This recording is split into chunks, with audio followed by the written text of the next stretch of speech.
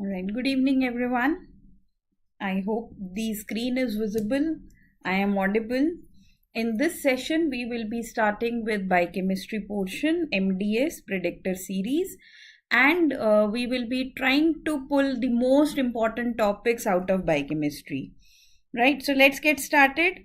Question number 1. They're very fond of certain minerals like selenium. They like to talk about zinc. Right. So, what are the important points? When we talk about selenium, you should know that where do we get selenium from? Selenium, we obtain it from soil. And there is a place in China where the soil is naturally deficient in selenium, because of which people of that area, they suffer from a particular type of disease known as Keshan's disease. Besides selenium, you must also know that there are other important mineral is zinc. Deficiency of zinc will present as acrodermatitis enteropathica. It is a dermatitis which is seen along the fissures. During infancy, you will find that the infant is having rash, and that rash is either on the oral area or around the anal area, and that rash is basically acrodermatitis. So it is a dermatitis, and in addition diarrhea, that is the major complaint which occurs in zinc deficiency. Another minerals nowadays which is asked is copper. The copper deficiency can be associated with albinism. It is associated with hypopigmentation. So it is associated with albinism. Then you can be asked, where is selenium present, where is zinc present, where is copper present? You have to know the enzymes. For example, selenium is found in glutathione peroxidase. That is the answer to our question number 1. In addition, we will find selenium in a protein, selanoprotein P, but that name itself is just a giveaway that it is having selenium in it. Such a simple question will not be asked. Then we have selenium containing enzyme is deiodinase, and there is thioredoxin reductase that also requires selenium. These are the enzymes which are selenium containing. Then there are zinc containing enzymes. Particularly, you should know alcohol dehydrogenase. This enzyme requires zinc. Then zinc is required for lactate dehydrogenase. Carbonic anhydrase, it is also required for ALA dehydratase. It's an enzyme in heme synthesis. And ferrochelatase, another enzyme of heme synthesis. Then about copper, why copper deficiency causes albinism? Because there is an enzyme tyrosinase. And one very important point about copper is, see, there are many copper containing enzymes, but usually you will be asked about a question related to salt. Salt is the mnemonic to help you remember copper containing enzymes. That includes superoxide dismutase, amine oxidase. Then we have lysyl oxidase, and of course tyrosinase. It is deficiency of this enzyme tyrosinase which is converting tyrosine to dopa. And when dopa is formed in the melanocytes, that is the skin cells, it will be converted to melanin, the pigment that gives us our color. So selenium is required for the enzyme glutathione peroxidase. So question number 1, selenium containing enzymes, right? So you can get a question on certain minerals. Selenium, zinc, copper are our bet. Question number 2. Which of the following is defective in Zellweger syndrome? Now, these are few important topics pertaining to our examination. They are asking about Zellweger. Then there is another disorder, Refsum disease. Particularly related to this topic is carnitine, Deficiency of carnitine is associated with muscle weakness. Then you will hear about they're related to the fatty acid metabolism only. You will hear about the mitochondria being the site of oxidation of long chain fatty acid. Peroxisome is the site of oxidation of very long chain fatty acid, and also for branch chain fatty acids. The branch chain fatty acid, the classical example for branch chain fatty acid is phytanic acid. Phytanic acid. Now please note here that the Refsum disease, it is related to branch chain fatty acid. Carnitine is related to the entry of long chain fatty acid inside the mitochondria, and Zellweger, it is related to peroxisomal agenesis. If somebody does not have peroxisome, which is the major site for oxidation of very long chain fatty acid, then the very long chain fatty acid will keep on accumulating inside the cytoplasm. And when the very long chain fatty acid, they accumulate in the cytosol, because there is no peroxisome, they cause extreme form of this multi-organ failure. It will affect brain, it affects liver, and it affects kidney. And hence this disorder is known as cerebrohepatorenal syndrome. So it is cerebrohepatorenal syndrome, also known as Zellweger syndrome. So it is due to defect of peroxisomes. See, mitochondria is involved in the oxidation of long chain fatty acid, medium chain fatty acid, short chain fatty acid. Lysosome mein there is no oxidation. Nucleus mein there is no oxidation. There are some minor oxidation which is known as omega oxidation that occurs in smooth endoplasmic reticulum. So these are the major points regarding oxidation. So question number 2, answer is peroxisomes. Let's now talk about question number 3. Which of the following is restricted in a diet of a Refsum disease patient? See, palmitic acid is a normal long chain fatty acid. Phytanic acid is the branch chain fatty acid, and this one here, the phytanic acid, is very much found in green leafy vegetables, and it is also present in dairy products. That is the source of phytanic acid. Phytanic acid, branch chain fatty acid, is not normally synthesized in our body. It is present in green leafy vegetables and in the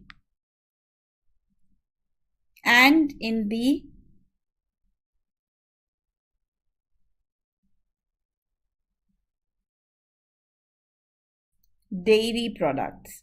And that is why a person who is not able to digest branch chain fatty acid, that is the one which is in Refsum disease. So if somebody is not able to digest phytanic acid, we do not give them green leafy vegetables and dairy products. These people, they are deficient in the enzyme phytanoyl CoA alpha hydroxylase, or simply you can call it phytanic acid oxidase. One and the same thing. Then free fatty acid particularly will not accumulate, and linoleic acid is the classical example of essential fatty acids. You must remember the three essential fatty acids. One of them is linoleic acid. Another is alpha-linolenic acid. And the third one is arachidonic acid. Arachidonic acid. Pertaining to the fatty acids, you must also remember that the omega-3 fatty acids are particularly helpful. They are particularly cardioprotective in nature. They have very low risk of atherogenicity. They are cardioprotective in nature. These omega-3 fatty acids are decreasing the risk of MI, and that is particularly seen in alpha-linolenic acid. Out of all of them, linoleic, arachidonic, alpha-linolenic, the omega-3 fatty acid is alpha-linolenic acid. That is an example of omega-3. Linoleic, arachidonic is a classical example of omega-6 fatty acid. And the essential fatty acids by and large are present in the sunflower oil, the safflower oil, the rice bran. That is the normal refined oil which we use. That is the good source of the essential fatty acids. The coconut oil is a rich source of saturated fatty acids. The olive oil is a very good source of mustard oil. Then when we talk about the oils, you can be asked about the mustard oil and the olive oil. These are rich in MUFA, monounsaturated fatty acids. They are present in both olive oil and they are present in the mustard oil. They are both present in the mustard oil, and olive oil have monounsaturated fatty acids. So they are rich in MUFAs. PUFAs, as I told you, is polyunsaturated, is same as essential fatty acid. They are present in sunflower, safflower, rice bran, wheat germ oil. So these are the most important types of oils which one must consume. Then question number 4. So Okazaki fragments are joined by which of the following enzymes? Now many students get confused at this. Let's talk about DNA polymerases. So the DNA polymerase in case of prokaryotes are 3 in number. You have DNA polymerase 1, DNA polymerase 2 and DNA polymerase 3. The function of DNA polymerase 1 is to do the gap filling. That means it will fill the gap. Wherever gap is present, it will fill that gap. DNA polymerase 1 also has 5-3 exonuclease activity. This is a type of proofreading activity. And 3-5 exonuclease activity. Please note, the 5-3 exonuclease activity is unique to DNA polymerase 1. By exonuclease, we mean that it is not adding nucleotides, rather it is now removing nucleotides. If it is removing the nucleotide in a direction 5-3, then it is 5-3. If it is removing nucleotides in the opposite direction 3-5, then we call it 3-5 exonuclease activity. But please note, they can only add nucleotides in 5-3 polymerase activity. Irrespective of whether I am talking about DNA polymerase 1, 2 and 3, they all can add nucleotides only in one direction. DNA polymerase 2 is having two major functions. One of them is DNA repair and another is mitochondrial DNA synthesis. DNA polymerase 3 is having three functions. You have leading strand formation. The major portion of the lagging strand is formed by this. And we have primase activity.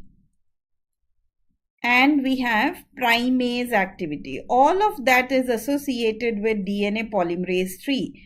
And hence, the most functional enzyme is actually DNA polymerase 3 because that is doing the most of the functions. But we have 3 prokaryotic DNA polymerase, but in case of eukaryotes, there are 5 of them. For DNA repair, we have beta DNA polymerase.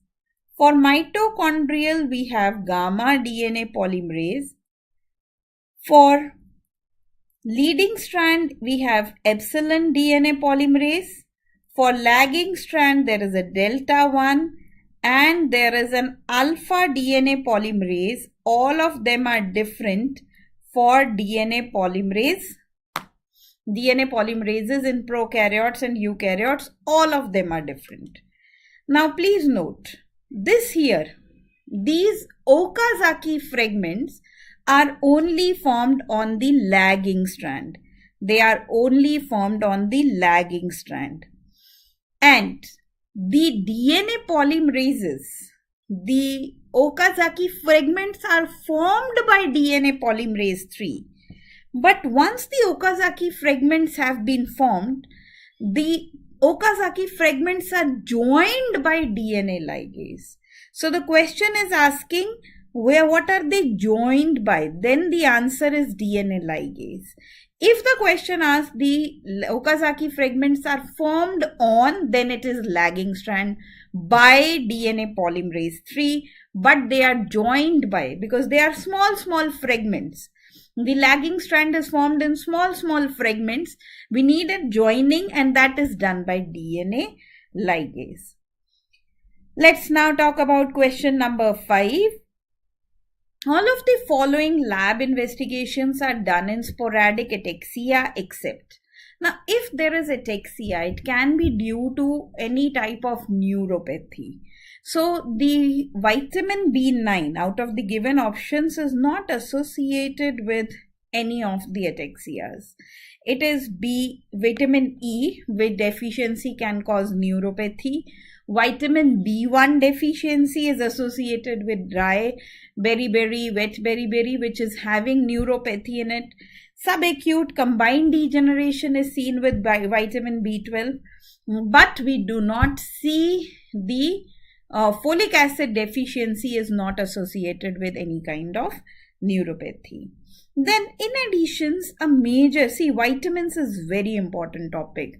For MDS examination, the vitamins, anything related to nutrition in biochemistry is very important. So this topic is a must last minute revision topic. So if, let's say, tomorrow is the examination, I hope tomorrow is not the examination, but if tomorrow is the examination, at least the last week is the one, right, which you should have utilized the revision for vitamins. And today, just before the examination, is the time to revise only the most important topics under vitamins. Right? Do not leave vitamins. Vitamins is very important. So this is one of the last minute revision topics. The lab investigations in case of neuropathy can be asked. Particularly, they ask about convulsions. And this is usually they will put forward about neonatal convulsions. And that is where we do vitamin B6. Then, question number 6. Or about glycolysis, all of the following is, which of the following is true? All of the following are false, only one of the statement is true. It occurs in mitochondria. No, glycolysis is a process which occurs in cytosol. Complete breakdown of glucose will occur.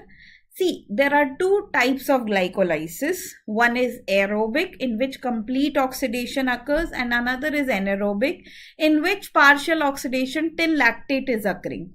So I can't, since they have not mentioned it about, I'll take it as partially true statement.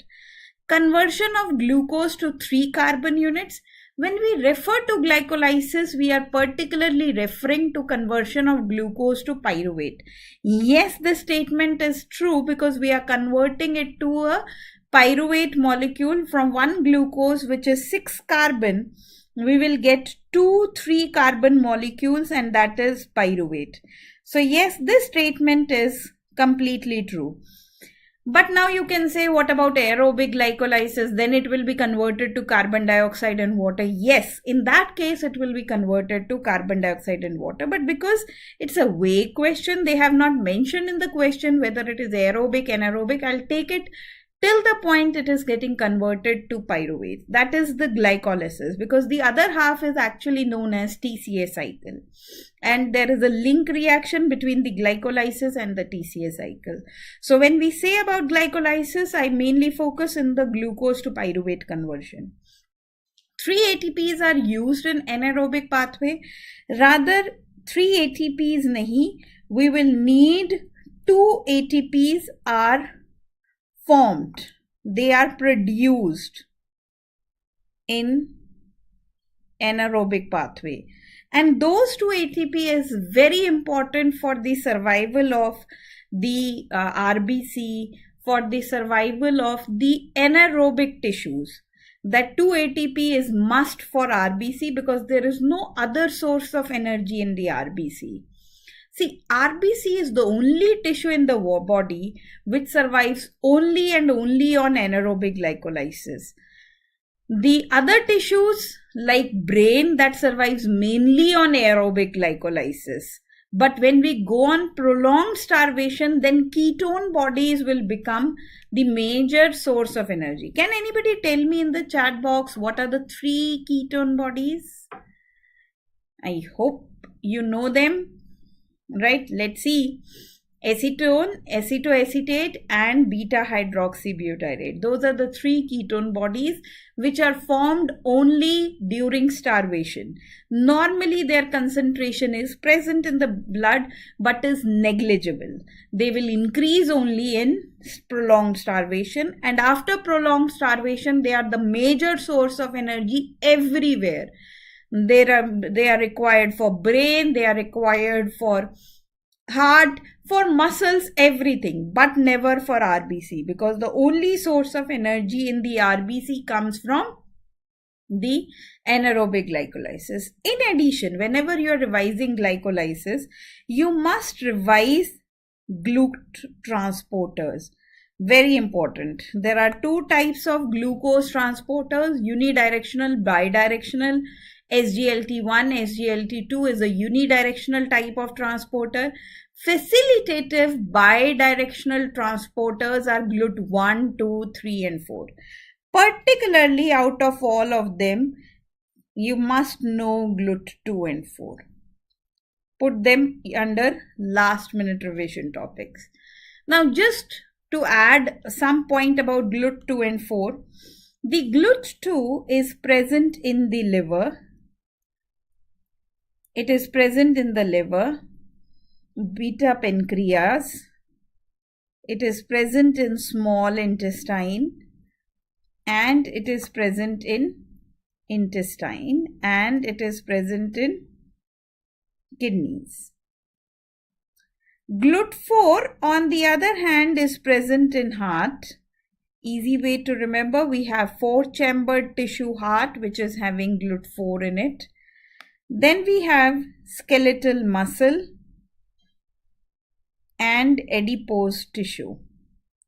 GLUT2 is insulin independent. I write 2 like this in Roman numerals. That helps me remember insulin independent. And GLUT4 is insulin dependent. Insulin dependent. Particularly remember the KM for GLUT2 is very high, 15 to 20 millimoles, and for GLUT4 is only 5 millimoles.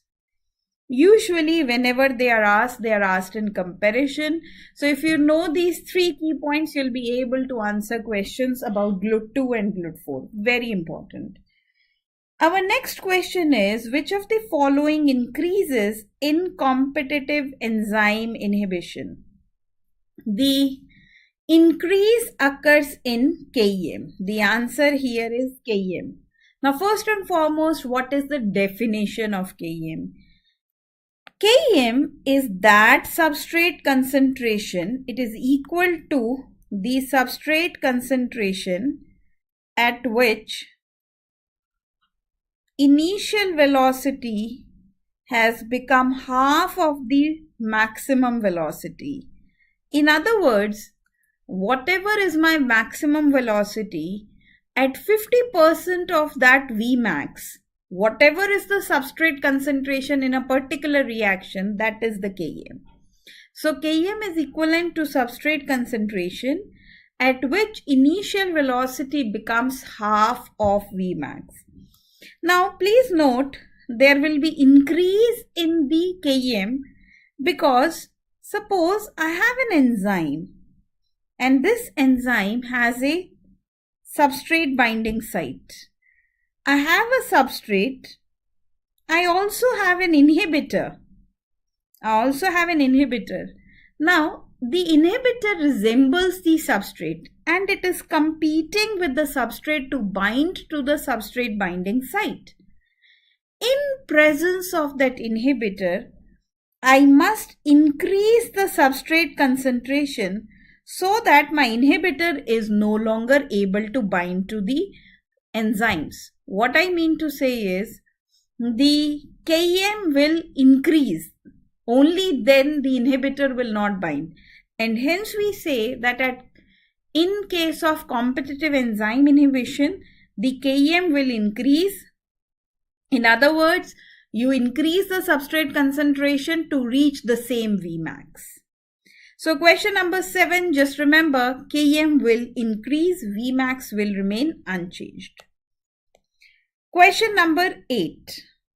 Which of the following should not be given to the people suffering from hereditary fructose intolerance? I told you anything related to nutrition, what should be given, what should not be given. So if somebody is having hereditary fructose intolerance, it is usually seen in a child who is 6 months of age because it is then when we start with weaning. And as soon as we start with weaning, this child, if he has hereditary fructose intolerance, will not be able to tolerate that fructose and will develop the vomiting, diarrhea, all the signs and symptoms of acute liver failure because his liver is not having the enzyme aldolase B. It is deficiency of the enzyme aldolase B, because of which he is not able to digest fructose. But because sucrose will also become glucose and fructose, so as a treatment, we do not give them fructose and we also not give them sucrose. Now, meanwhile, it is a good time to revise what is lactose made of and what is lactulose made of. Again, related to nutrition. Lactose is glucose and galactose. Together lactose it forms, and lactose is a milk sugar. Lactulose is galactose and fructose. And sucrose, which is also known as invert sugar, is glucose and fructose. So you have to remember these combinations, and in addition you must remember and revise thoroughly the disorder galactosemia. Galactosemia is similar in presentation to hereditary fructose intolerance, but the age of presentation is much less. This is seen in a less than 1 month age of child with increase in galactose. Of course, we will not give this child galactose in diet and no lactose. The galactosemia is seen due to deficiency of the enzyme. Classical galactosemia, usually asked, is galactose 1-phosphate uridyl transferase defect. that is classical galactosemia. The problem with galactosemic is, of course, they will develop vomiting, diarrhea, all signs and symptoms are similar, except two major differences. One is the age of presentation is 1 month of age, and another is the congenital bilateral cataract. If you see this term, oil drop cataract, it is due to galactosemia. Then, question number 9. Usually they'll ask something or the other about amino acids, and particularly the most important amino acids are the 3 aromatic amino acids, and you must also revise the sulfur containing amino acids, methionine and cysteine. The 3 aromatic amino acids are phenylalanine, tyrosine and tryptophan. Please note, I usually make a list of the essential amino acids using a mnemonic private, PVT, Tim, Hall. These are 10 essential amino acids. To remember them, a mnemonic: phenylalanine, valine,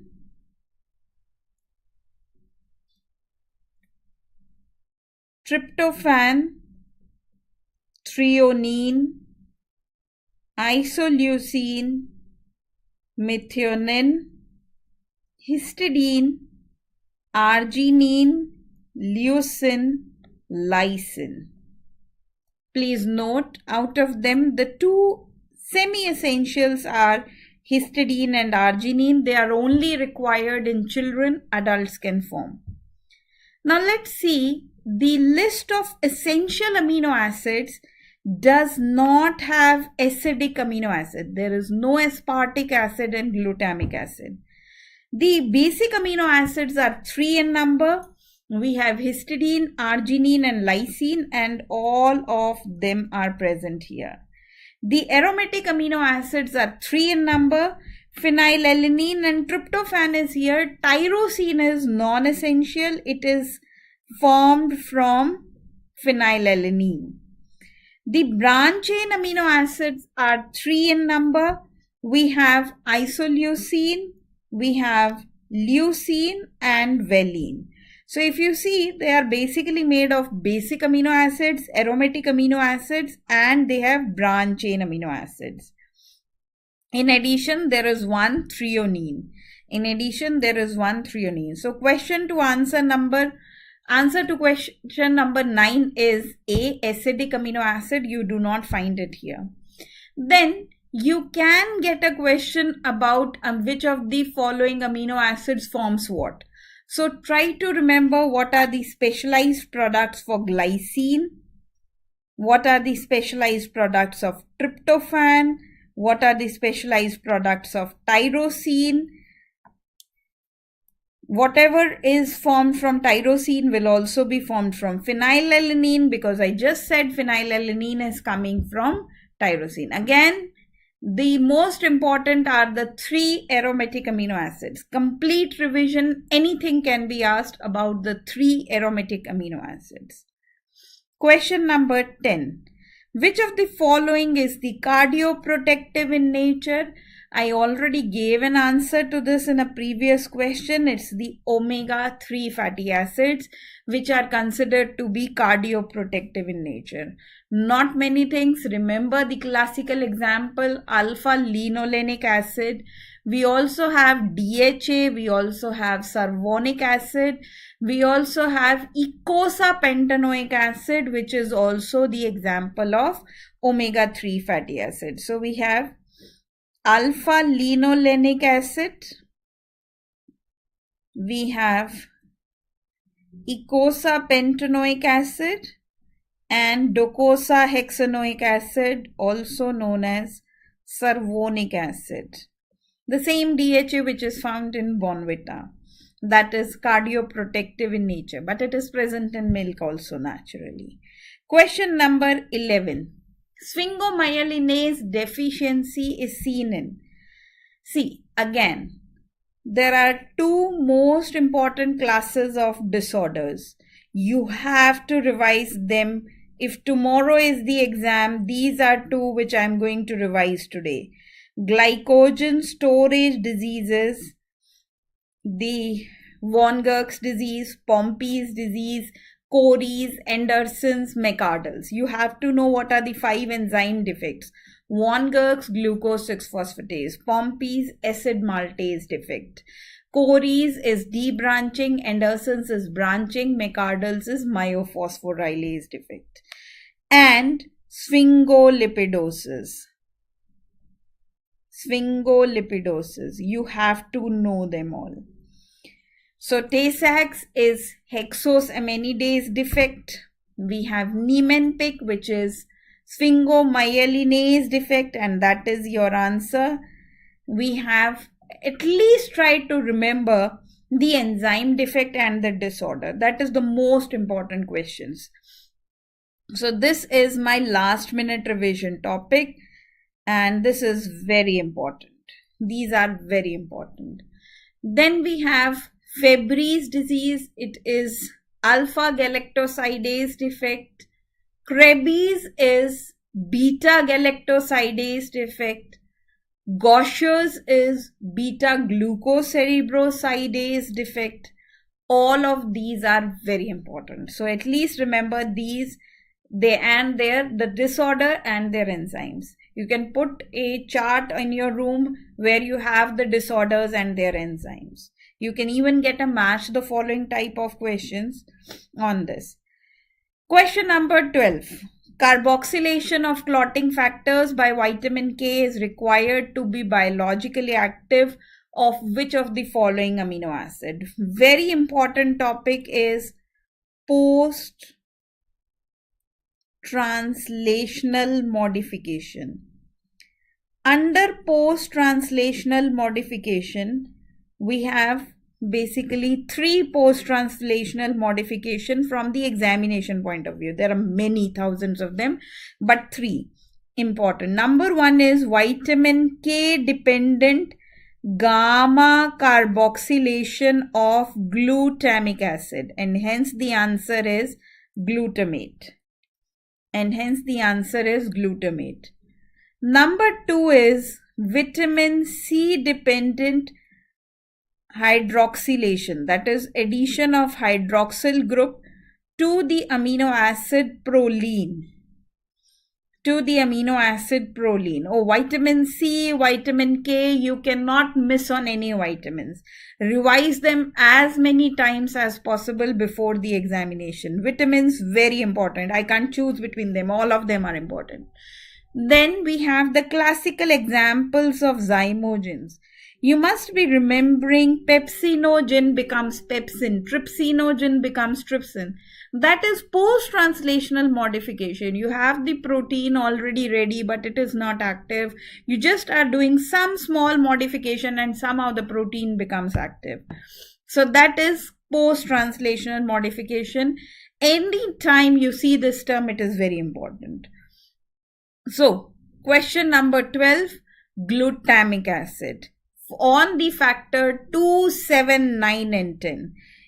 It is gamma carboxylation of factor 2, 7, 9 and 10. Write it like this, it will give you photographic memory. Question number 13. The apolipoprotein which is unique to LDL is, the LDL has apolipoprotein B100 on its surface. It has only one apolipoprotein and that is B100. To recognize this, we have a receptor, we call it LDL receptor, but we call this receptor LDL receptor, but unique point about this is it can recognize anything which has B100 or E on it. So although we call it LDL receptor, but it does not only bind to LDL, it can bind to anything which has either B100 and E on it. The LDL receptor, at times it is mutated. Particularly the B100 portion gets mutated. Agar B100 portion is mutated, then LDL will not be able to bind to this receptor, because remember I said that LDL has only one apolipoprotein and that is B100. LDL has only one apolipoprotein, and that is B100. Now this receptor here, this LDL receptor, if defective, it results in a disorder known as familial hypercholesterolemia. That means these people, they will have high circulating LDL, and I am very sure you all know that LDL is bad cholesterol. And why it is bad cholesterol? Because it is having very high risk of MI. So high LDL has high hypercholesterolemia, and that is associated with high cholesterol is associated with this. Familial hypercholesterolemia is seen in coronary, is presenting as coronary artery diseases. Question number 14. Insulin causes lipogenesis by all except. You can get a question related to insulin glucagon. 2-3 topics universally very important. Insulin, diabetes, then alcohol. You will get something or the other related to them. So these are inherently very important topics. There are many people who are diabetics. There is very important role of insulin, and alcohol is a major problem, particularly in many subcontinents. So this is some questions which you must find in the examination, right? And you must, whenever you are revising, you must put a very important notes of these topics. Now, what does insulin do? Insulin causes lipogenesis. It is causing, it's an anabolic hormone. It causes the synthesis of protein, lipids, carbohydrates in our body. But how? Acetyl-CoA carboxylase is the rate limiting enzyme of the lipid synthesis. Yes, it will be activated by insulin. It increases the transport of glucose into the cells. Remember, I talked about GLUT4 and I said it requires insulin dependent. So it is insulin dependent. Not for all, but yes, for some tissues, it will be having GLUT4 like heart, like skeletal muscle, adipose tissue, and they will allow the entry of glucose into it. Insulin will never inhibit PDH. Insulin never inhibits the enzyme PDH. Will it decrease the intracellular cyclic AMP? Yes, because this is always increased in presence of glucagon. So in presence of glucagon, cyclic AMP is high. In presence of insulin, cyclic AMP is low. Question number 14, hence our answer is C. Insulin never inhibits glycolysis, thereby it never inhibits PDH. Question number 15. Which of the following is required for protein degradation? Another topic under proteins. No doubt the most important under proteins is the aromatic amino acids. But another topic under proteins which cannot be ignored is protein denaturation, protein degradation, chaperones. So you must remember these are chaperones are proteins which assist other proteins in folding. Then you might hear about ubiquitin. It is a protein which is a tagging protein, a protein whose half-life is over. Suppose albumin, its half-life is 21 days. When its half-life is over, the protein, the albumin will be tagged by ubiquitin and it will be internalized by proteasome. And proteasome will cause its degradation. It will cause its degradation. Another topic is protein denaturation. It is loss of protein denaturation. It is loss of tertiary, quaternary, secondary structure, but primary will remain intact. The primary structure remains intact. The secondary is lost, tertiary is lost, quaternary is lost. There is no biological activity, there is no solubility of the protein, but its primary structure remains intact. Coming back to our question, which of the following is required for protein degradation? The answer is proteasome. Ubiquitin is just a tagging protein. It does not do degradation. Degradation is done by proteasome. It's a very large protein. Anything which goes inside the proteasome, it will be chopped off to amino acids. With this, we have covered 15 questions. I hope that you got some insight about what types of questions can be asked.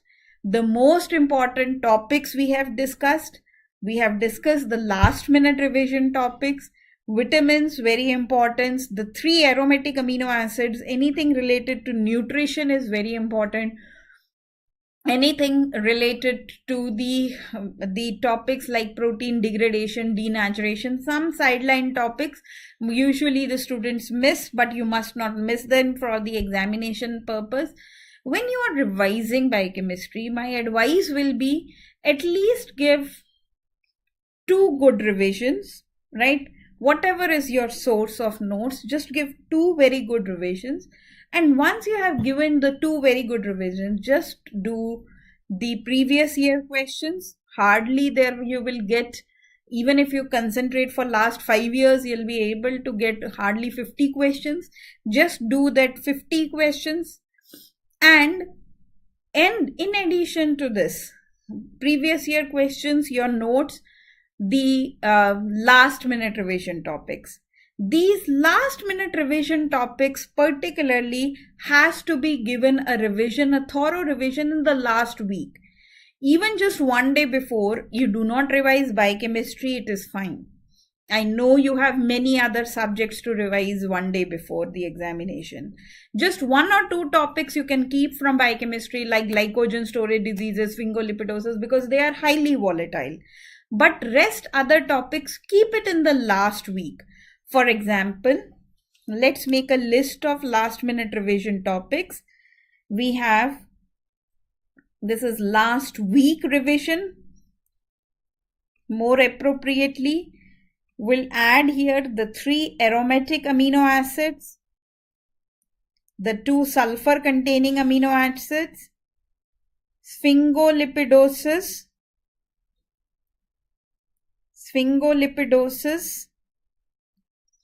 glycogen storage diseases,